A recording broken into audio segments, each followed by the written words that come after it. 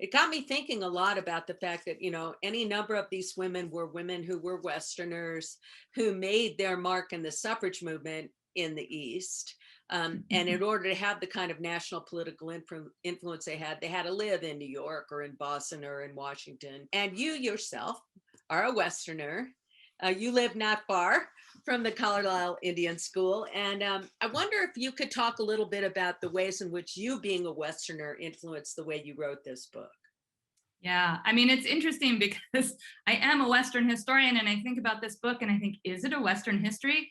And to me, it is, but a lot of the action takes place back east, and in particularly in DC. It's not surprising that a huge amount of suffrage activism happens there, but also that Native people are in the Capitol all the time because of that nation-to-nation relationship.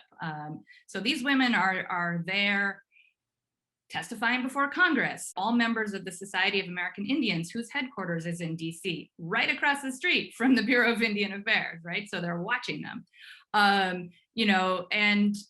They come through for a whole variety of reasons, and they're going to places like Carlisle and visiting, and then back out to the West or Midwest. So a lot of the action happens there, but the concerns, I think, are coming out of the West. And for me, yes, I'm from Northern California. I grew up near the Hupa and Yurok reservations. Those are the two largest reservations in California, both size-wise, and Yurok Nation is the largest Native nation in California population-wise. I grew up in a place where Native people were really visible. We played basketball up the Hupa reservation. It was there. And Native people were part of my world, my modern world. I went to school at UC Davis. It's an extremely diverse campus, right? And so for me, when I was hearing stories about suffrage, or really often US history more broadly, that kind of diversity that I was used to wasn't always in the picture. And as a Western historian, I knew that there were all of these incredible women. Your work on suffragists in Wyoming, right?